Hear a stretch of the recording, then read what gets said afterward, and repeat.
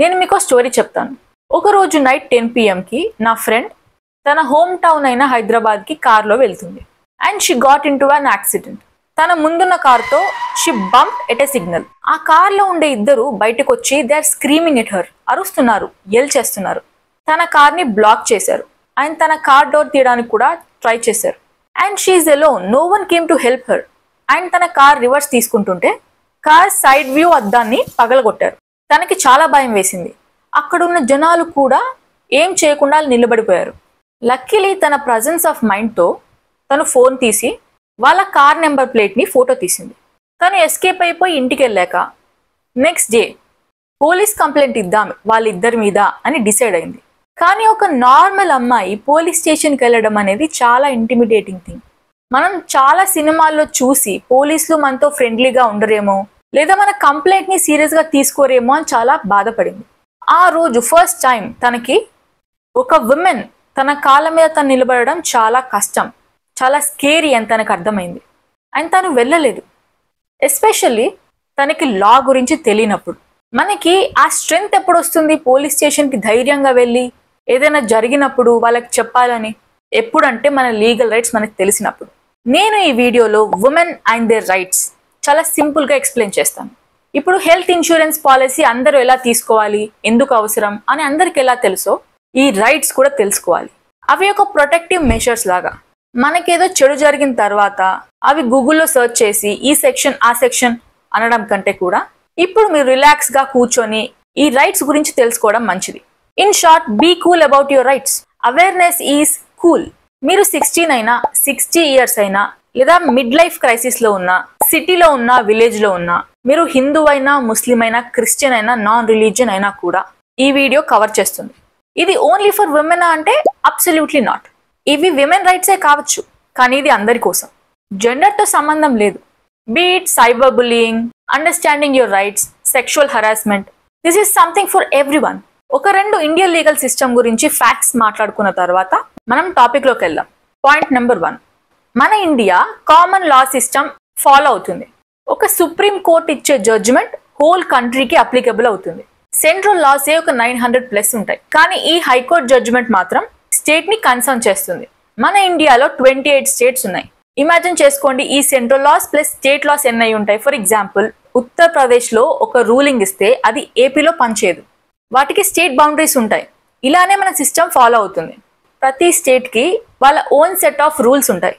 And point number 2, ఈ sexual harassment laws gender neutral కాదు. అవి ఎలా డ్రాఫ్ట్ అయ్యాయంటే విక్టిమ్ ఫీమేలే. ఓన్లీ ఉమెన్ మాత్రమే ఈ లాస్ని కన్సర్న్ చేయగలుగుతారు, ఇంకా న్యూట్రల్ అవ్వలేదు. ఫస్ట్ మనం కొన్ని మిత్స్ని బర్స్ట్ చేద్దాం, తర్వాత మనం మెషర్స్ గురించి మాట్లాడుకుందాం. ఫస్ట్ ఆఫ్ ఆల్, ఈ సెక్షువల్ హరాస్మెంట్ అంటే ఏంటి? అవి 3 టైప్స్ ఉంటాయి: physical, verbal and non verbal. Physical sexual harassment అంటే someone touches you physically against your will, like touching anywhere on the body, unwanted advances or rubbing or brushing. Verbal sexual harassment ante inappropriate comments ni pass cheyadam, calling you bomb, calling you item, calling you whatever that sounds inappropriate, adult jokes veyadam, singing songs with intention of teasing. And non-verbal sexual harassment ante oral communication lekunda, physical contact lekunda stare చేస్తారు. అంటే మనకి ఆ stair uncomfortable అనిపించేంత వరకు stair చేస్తారు. అన్కంఫర్టబుల్గా పబ్లిక్లో stair చేసిన, unwelcome sexual gestures, facial expressions ఇలాంటివి, ఇవన్నీ కూడా సెక్షువల్ హరాస్మెంట్ కిందకే వస్తాయి. అలా చేసిన వాళ్ళు స్ట్రేంజర్స్ అనే కాదు, కొలీగ్స్ అయినా or somebody else uncles at work place or at home. As per section 375 of Indian Penal Code, now section of 63 of BNS అంటే భారతీయ న్యాయ సంహిత కన్సెంట్ ప్రకారం ఉమెన్ అగ్రిమెంట్ లేకుండా ఈ పైన వేవి చేసినా కూడా సెక్షువల్ యాక్టివిటీ లేదా యాక్ట్ కిందకే వస్తాయి. మరి నేను వాళ్ళ కన్సెంట్ తోనే చేశాను అనడానికి వాలంటరీ అగ్రిమెంట్ ఉండాలి. అంటే డౌట్ఫుల్ గా ఎస్ చెప్పడం కానీ, లేదా ఫోర్సబుల్ గా ఎస్ చెప్పడం కానీ, మేబీ అని చెప్పడం కానీ, ఇవన్నీ కూడా నో కిందకే వస్తాయి. ల్యాక్ ఆఫ్ కన్సెంట్ కనిపించిందా, అది నో. సైలెంట్ గా ఉన్నా అది నోనే. Confused is also a no. So మరి ఏం లాస్ మనల్ని ప్రొటెక్ట్ చేస్తాయి అంటే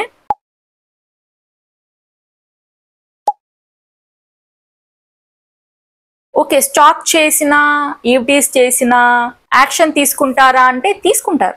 మనం చాలా మూవీస్లో చూస్తుంటాం, stalking is a romance. Stalking చేస్తూ ఆమె వెంట తిరగడం, ఇంటి దగ్గర, ఆఫీస్ దగ్గర, స్కూల్స్ దగ్గర, రోడ్డు మీద. సినిమాలు చూసి ఇన్ఫ్లుయెన్స్ అయిపోయాం, కానీ రియల్ లైఫ్లో అలా చేస్తే ఏమవుద్దో తెలుసా? వేసి బొక్కలో వేస్తారు. అదే యాక్ట్ ఆఫ్ లవ్ కాదు. సో అలా స్టాక్ చేసినా, ఈవ్టీస్ చేసినా కూడా కేసెస్ ఫైల్ చేయొచ్చు. పోలీస్ ఆఫీసర్స్ ఆ కేసు ఎంత గ్రావిటీ ఉంటే అంత సీరియస్గా ఆ కేసుని తీసుకుంటారు. ఒక స్కూల్ పిల్లలు ఇలాంటివి ఏమైనా ఈవ్టీజింగ్ కానీ, స్టాకింగ్ కానీ బయట చూస్తే వాళ్ళు కూడా పోలీస్ కంప్లైంట్ ఇచ్చే అవకాశాలు ఉన్నాయి. అలాంటప్పుడు ఏం చేస్తారు? వాళ్ళ పేరు రాకుండా రెడ్ హ్యాండెడ్గా పట్టుకొని బొక్కలో వేస్తారు వాళ్ళని. సరే, ఇలాంటి వాటన్నిటిని ఎలా డీల్ చేయాలి? ఫస్ట్ ఏం చేయాలి అని అంటే, ఫస్ట్ పోలీస్ కంప్లైంట్ కన్నా ముందు చాలా స్టెప్స్ మనం తీసుకోవాలి. వాళ్ళు అలా పబ్లిక్లో టీస్ చేసినా, పాటలు పాడినా మనం సైలెంట్గా ఉంటాం అనే ఉద్దేశంతోనే వాళ్ళు అలా చేస్తారు. అప్పుడు నువ్వేం చేయాలంటే, you should call out that man in the public. ఇది భయపడాల్సిన విషయం అస్సలు కాదు, ఎందుకంటే నువ్వు తప్పు చేయలేదు, వాళ్ళు తప్పు చేస్తున్నారు. ఈ అవేర్నెస్ మన అమ్మాయిలకి లేక చాలా ఇబ్బంది పడ్డాం మనం. ఈ కాల్ అవుట్ కంటే ముందు మీరేం చేయాలంటే, మీరు మీ ఫ్రెండ్స్కి కానీ లేదా ఫ్యామిలీ మెంబర్స్కి కానీ మీ ఫోన్ చేతిలోనే ఉంటుంది కాబట్టి మీ live location and what is happening అని ఒక మెసేజ్ సెండ్ చేస్తే చాలు, సేఫ్టీ కోసం. కానీ ఇదంతా పబ్లిక్లో జరిగితే చాలా మంచిది. మీరు ఒక్కరే ఉన్నప్పుడు ఇది జరిగింది అనుకోండి, అక్కడ నుంచి ఇగ్నోర్ చేసేయండి, ఒక పబ్లిక్ స్పాట్ దగ్గర వెళ్ళి ఉండండి. అలా వాళ్ళని కాల్ అవుట్ చేశాక వాళ్ళకు ఒక షేమ్ వస్తుంది. ఇంకా రాలేదు, వాళ్ళు ఇంకా ఎగెనెస్ట్గానే మాట్లాడుతున్నారు అంటే అప్పుడు మనం యాక్షన్ తీసుకోవాల్సి వస్తుంది. మనము ఫోన్తో రికార్డ్ చేయడం వల్ల వాళ్ళు భయపడతారు. ఫోన్తో రికార్డ్ చేసి ఎవిడెన్సెస్ కలెక్ట్ చేయండి. అండ్ ఇదంతా తీసుకెళ్ళి పక్కన ఏదన్నా పోలీస్ ఆఫీసర్ ఉన్నా, లేకపోతే ట్రాఫిక్ పోలీస్ ఉన్నా, ఎవరున్నా కూడా వాళ్ళకి ఈ విషయం చెప్పడం చాలా మంచిది. లేదా మీరు పోలీస్ స్టేషన్కి వెళ్ళి కంప్లైంట్ ఇద్దామని అనుకుంటే కనుక, నేను మీకు సెక్షన్స్ ఇక్కడ వేస్తాను. I think these sections will help you out. ఇవన్నీ స్క్రీన్ షాట్ పెట్టుకొని ఫోన్లో ఉంచుకోండి. What if molestation or groping happens? నేను చెప్పినట్టు కాల్ అవుట్ ఇన్ పబ్లిక్. ఎందుకంటే చాలా వరకు కేసెస్ ఎలా ఉంటాయనంటే, అమ్మాయిలు మనల్ని ఏమి చేయరు అనే ఉద్దేశంతోనే స్టార్ట్ అవుతుంది. అండ్ కంప్లైంట్ ఇచ్చేటప్పుడు కూడా మీరు ఎవిడెన్స్ లేకపోతే కంప్లైంట్ ఇవ్వలేము అని అలాంటిదేం పెట్టుకోవద్దు. కంప్లైంట్స్ లేకపోయినా క్రిమినల్ కేసెస్ని తీసుకుంటారు, because they gather all the information. ఇదొక హెరాసర్కి ఒక స్ట్రాంగ్ లెసన్ అని మాత్రమే కాదు, it serves a strong warning. మరి సోషల్ మీడియాలో ఈ సెక్షువల్ హెరాస్మెంట్ గురించి పోస్ట్ చేయొచ్చా అంటే, బోత్ ఎస్ అండ్ నో. రెండు వైపుల నుంచి ఉన్న కత్తి మన సోషల్ మీడియా. సోషల్ మీడియాలో మనకి సపోర్ట్ చేసే వాళ్ళు ఉంటారు, చేయని వాళ్ళు కూడా ఉంటారు. లేదా వాళ్ళని మనం డిఫేమ్ చేస్తున్నామని రివర్స్ మన మీదనే అనొచ్చు. కాబట్టి పోస్ట్ చేసే ముందు వాళ్ళ ఫోన్ నెంబర్, వాళ్ళ అడ్రస్ లేదా వాళ్ళ ఐడి కార్డ్ లాంటివి ఉండకపోతే సరిపోతుంది. ఎందుకంటే రివర్స్ మనమే రాంగ్ అవుతాం వాళ్ళ ప్రైవసీని ఇన్వైట్ చేసామని. యూజ్ సోషల్ మీడియా వైస్లీ, అంతే. When it comes to rapes and marital rapes, whatever rape kind of thing it is, go to police straight away. ఎంత ఇమీడియట్గా పాసిబుల్ అయితే అంత ఇమీడియట్గా వెళ్ళండి. నో టైం లిమిట్, కానీ ఎంత తక్కువ టైంలో వెళ్తే అంత మంచిది. మీరు ఎన్నిసార్లు మీ ఫోన్ని అన్లాక్ చేసి ఉంటారు ఈరోజు? నేనైతే యావరేజ్గా 40 టైమ్స్ అయినా చేసి ఉంటా. మన ఫోను మన సోషల్ బాడీ లాగా అయిపోయింది. మన సోషల్ మీడియా మన మైండ్ ఎక్స్టెన్షన్. అది మనం మంచిగా ఫన్నీ వీడియోస్ చూస్తాం, ఇన్ఫర్మేషన్ షేర్ చేస్తాం, కానీ ఆన్లైన్ యాక్టివిటీస్లో డార్క్ సైడ్ కూడా ఉంటుంది. Cyber bullying.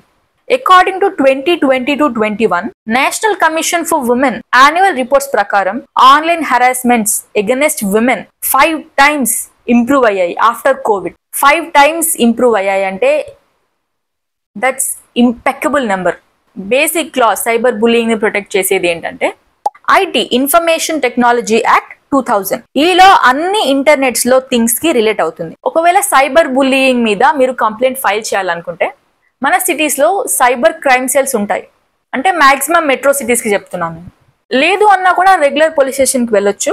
ఇప్పుడు పోలీస్ స్టేషన్కి దీనికోసం వెళ్ళాలా అని అంటే మనము through mail, through WhatsApp, police station apps కూడా ఉన్నాయి. హైదరాబాద్ పోలీస్ యాప్ అయితే ఈ యాప్ ఉంది. ఢిల్లీ పోలీస్కి కూడా కొన్ని యాప్స్ ఉన్నాయి. సో మనం సర్చ్ చేసి ముందే పెట్టుకోవడం మంచిది. అండ్ ట్రోల్స్ అంటే తెలుసు కదా, ట్రోల్స్ని కూడా సైబర్ బుల్లింగ్ కిందకే వేస్తారు. ఒక మనిషి మీద హర్ట్ఫుల్గా, నాస్టీగా జోక్స్ చేయడం, ట్రోల్ చేయడం అంటే పర్టికులర్గా టార్గెట్ చేసి వాళ్ళు ఎఫెక్ట్ అయ్యేంత, అంటే irrespective of gender, what kind of profession they are in, for example ఒక ఉమెన్ కి అన్వాంటెడ్ మెసేజెస్ సెండ్ చేసి వాళ్ళ ఇన్ఫర్మేషన్, వాళ్ళ పర్సనల్ ఇన్ఫర్మేషన్ లీక్ చేస్తానని బ్లాక్మెయిల్ చేయడం అన్ని కూడా సైబర్ బుల్లింగ్ కేసెస్. అలా చేసినప్పుడు మీరు ఫస్ట్ ఏం చేయాలి? ట్రోలర్స్ ఎవరో కనిపెట్టాలి. అఫ్ కోర్స్ ట్రోలర్స్ వాళ్ళు ఫేస్ లెస్సే ఉంటారు కాబట్టి, ఫేస్ లేకుండా ఉంటారు కాబట్టి, లేదా ఫేక్ అకౌంట్తో డీల్ చేస్తున్నప్పుడు బ్లాక్ చేసి ఇగ్నోర్ చేయండి. అదే బెస్ట్ సొల్యూషన్. ఎందుకంటే మనం దీన్ని ఎక్స్ట్రీమ్గా తీసుకోకుండా బ్లాక్ చేస్తే ఇక్కడితో ఆగిపోతుంది. లేదా ఆగలేదు అని అంటే మనం ఫర్దర్ స్టెప్స్కి వెళ్ళాలి. అండ్ ఇన్స్టాలో లేదా కొన్ని యాప్స్లలో only for your friends or who you follow can only comment on the photo, ఇట్లాంటి ఆప్షన్స్ ఆన్ చేసుకుని పెట్టుకోండి. ఇలా సెట్టింగ్స్ చేంజ్ చేయడం వల్ల మనకి చాలా అడ్వాంటేజ్. ఎందుకంటే అన్వాంటెడ్ థింగ్స్ మనకి రావు, అన్వాంటెడ్ అటెన్షన్ కూడా రాదు. సో ఇంకా మనం ఆపలేకపోతున్నాం అని అనుకుంటే స్క్రీన్ షాట్ తీసి ఆన్లైన్లో పెట్టి షేమ్ చేయండి. మరి కంప్లైంట్ చేయొచ్చా అని అంటే చేయొచ్చు, కానీ పోలీస్ కంప్లైంట్ అనేది ఈ ట్రోలింగ్కి ఎఫెక్టివ్ సొల్యూషన్ కాదని నా ఉద్దేశం. ఎందుకంటే చాలా తక్కువ రిసోర్సెస్ ఉంటాయి వాళ్ళకు కూడా దీని మీద కేసు పెట్టాలంటే. మీరు వాళ్ళ పేరు తీసి, వాళ్ళ రెప్యుటేషన్ తీసి డీఫేమ్ కూడా చేయొచ్చు. అంటే అంత ఎక్స్ట్రీమిటీకి వెళ్ళిపోతే ఆ బుల్లింగ్ కూడా. సెక్షన్స్ గుర్తుపెట్టుకోండి లేదా స్క్రీన్ షాట్ కొట్టుకోండి. సైబర్ బుల్లింగ్ కేసెస్ అయితే ఈ సెక్షన్ మీద మీరు ఖచ్చితంగా కంప్లైంట్ చేయొచ్చు.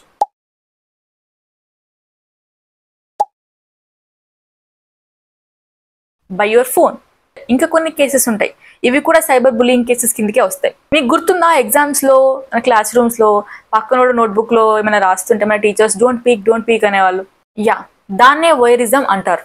ఎగ్జాక్ట్ ఎగ్జాంపుల్ ఆఫ్ వోయరిజం ఈస్, మీరు దృశ్యం ఫిలిం చూసే ఉంటారు. అలాంటప్పుడు మీరు ఏం చేయాలి? రికార్డ్ చేస్తున్నట్టు మీకు అనిపిస్తే బ్లాక్ చేసేయండి. ఎక్కడి నుంచి అయితే మీరు రికార్డ్ కనిపిస్తుందో అది ఫస్ట్ బ్లాక్ చేసేయాలి. మీకు వెళ్ళేంత స్పేస్ లేదు కానీ యూ కెన్ సెన్స్ సంథింగ్ అంటే call them out, call their name, who are watching. Calling out వాళ్ళు భయపడతారు. ఇక్కడ కూడా మీరు జెన్యూన్గా పబ్లిక్లోకి వెళ్ళి మాట్లాడగలిగితే చాలా మంచి విషయం ఇది. ఎందుకంటే అది మీరు భయపడాల్సిన విషయం కాదు, నేను మళ్ళీ చెప్తున్నాను. ఎందుకంటే అమ్మాయిలకి ఇదొకటి ఉంటుంది. ఎందుకంటే వాళ్ళు చేసిన తప్పు కాకపోయినా మనం చేసామేమో, మన పరువు పోతుందేమో అని మీరు అనుకుంటారే, కానీ మీరు చేసింది ఏం లేదు అక్కడ. వాళ్ళు షేమ్ ఫీల్ అవ్వాల్సింది. They are peeking, they are recording, but you doing your own thing కదా, your own act your doing. They are invading somebody's private space. Least thing you can do is file a complaint because they can use against you. Cyber బుల్లింగ్కి చాలా possibilities ఉంటాయి. నేను చాలా only తక్కువ cases మాత్రమే చెప్పాను మీకు. And which laws will protect cyber bullying is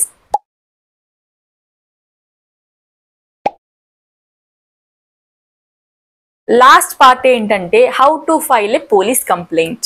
courts ఎలా ఫంక్షన్ అవుతాయి? కోడి ముందా గుడ్డు ముందా అంటే ఏం చెప్తాం మనం? చాలా ఇంపాసిబుల్ కదా.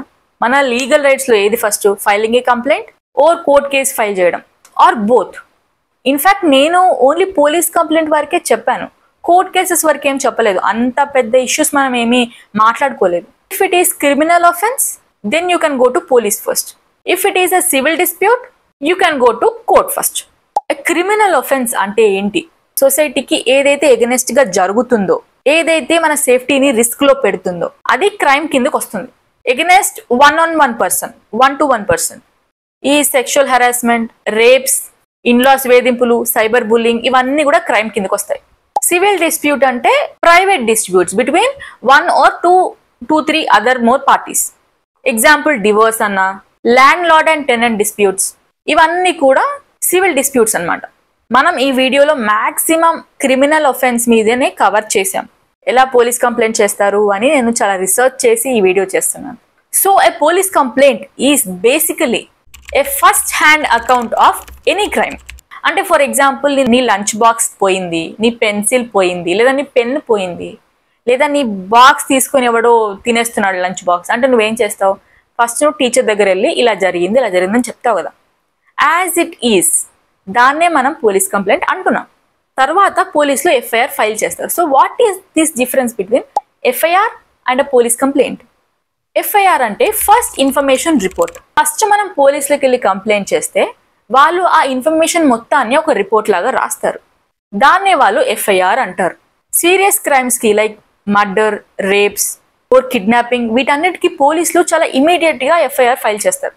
తర్వాత బ్యాక్గ్రౌండ్ చెకింగ్ అన్ని జరుగుతాయి. సో ఎక్కడ పోలీస్ కంప్లైంట్ చేయాలి అంటే ఆబ్వియస్లీ పోలీస్ స్టేషన్లో పోలీస్ కంప్లైంట్ చేస్తాం.